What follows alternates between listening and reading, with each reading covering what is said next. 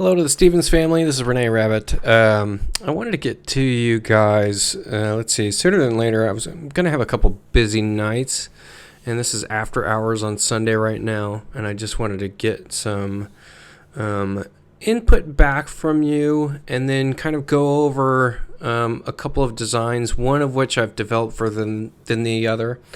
And so this first one, I kind of stuck to your cues and really stuck to what you guys were requesting, and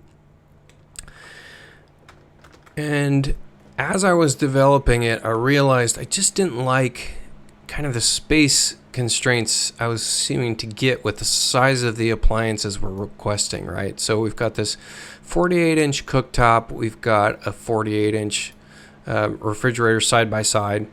And then, this was my suggestion, putting a wine fridge in here. And this works. This totally works. But got some additional inspiration, partly from my fiance. And she suggested that we put the range in this alcove. She's in the design industry as well. And so I went that route. And I did consider this. And this can still be a concept that we develop further. But when I started developing the other design, it just kind of took off. And so let's take a look at that. So here's what I've got. Anytime I'm designing for, we've got these structures, these developments out there where you guys are at. They look like they're probably built in the 90s, something like that, maybe 2000s. And they're not Tuscan, right? So we're trying to develop this style based on architecture that's just not there, and so it takes a lot to kind of convincingly make a Tuscan style kitchen. So we've got a couple of elements here that I think are strong elements. One of which is that we've relocated the range, and I know there's some cost implications in this design. But we didn't really go over budget and find out what your budget requirements are. So I just wanted to maybe push you guys into considering this. So we've got this range here, and I didn't spend too much time detailing this out. This is, kind of first thing that happened, and then I built around this. So this can get detailed and made to be a little bit more ornate. We can work on the finishes, but I really like this setup because it's a huge nod to the architecture in that, and typically you won't see brick in an interior spot unless it's kind of holding up substantiating structure. And so this makes sense in its configuration because I know that you guys wanted to incorporate brick. I know that it's removing the double oven, but you're using, an ultra-wide range instead of a cooktop, and you get a double oven. So maybe there's a trade-off there. So we've got an arch door in the existing door opening. I've got some darker paint in there for dramatics, and you'd really have to, with a glass window, if you chose to do this, you'd have to really, upkeep on the pantry there. But the next thing is I've dropped this head height down and I've put a faux beam in, and that kind of completes this look. So these kind of things I do for a reason. I wanted to drop this header height down because it all of a sudden, it plays with this line going along this whole wall of we're not really lining anything up. You'll see in a lot of Tuscan houses, the structure is almost, it seems like it's almost built as an afterthought a lot of times. So that's all purposeful, features there. We've got the faux beams in. We've got this high-low island, which I didn't really spend much time doing. I just put a couple table legs on this guy. I didn't detail out any of these cabinets. They're all there for place markers. They can be shifted around, moved.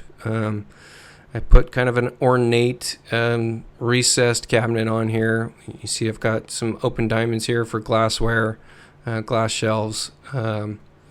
We've got these wood shelves here. And same thing with the cantina door. I did just faux beams, faux posts.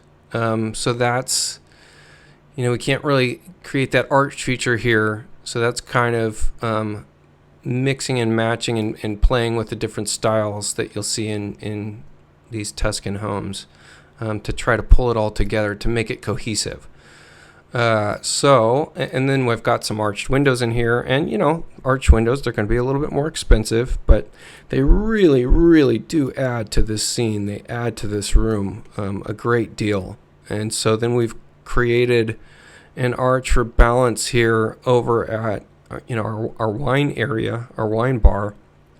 And Paul, I know you're gonna strangle me for this, but I don't have your media cabinet in here, and it's not that it can't go in here. It can. It's going to be difficult to kind of have this look and feel and complete it with that media cabinet. And I would push you to maybe come up with some different solutions. I'm a datacom guy. I'm also an electrician. I train people in electrical work. I myself have a full data cabinet that's all hidden away and no one has to see it but myself.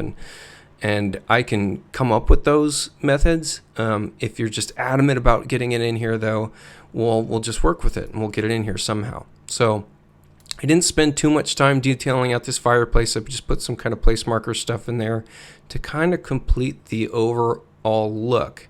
And so that if you're coming in from this hallway into the room, the light looks fantastic coming into the room. We've got it's a good flow. I like it. It seems balanced. It's intriguing. There's a lot to look at, but it's not overwhelming. Really some good looking features in here. It's an impressive looking kitchen. So I wanted to show you guys this design, even though I'm not checking off all the boxes for you, because I could stand behind this design and say that I love it. I really do. I think it's a gorgeous design. I think it completes the look of a Tuscan kitchen and dining room, and still, I wouldn't say it's budget friendly, but it's certainly within reason. We've got a lot of faux elements. Those are simple for a master craftsman carpenter to complete.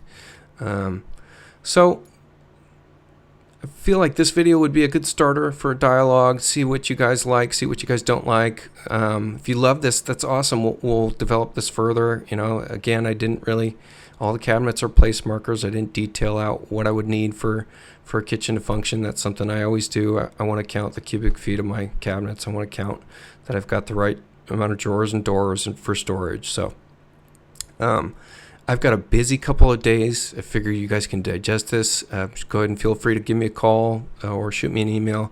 I'm going to post this on YouTube and then send you a link.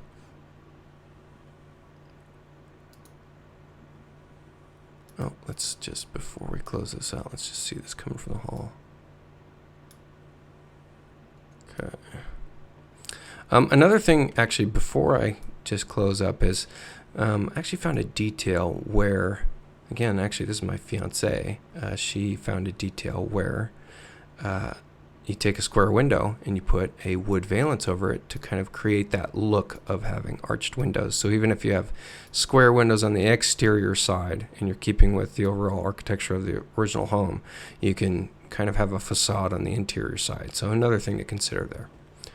All right, and you guys have a lovely morning or evening, and I will talk to you soon.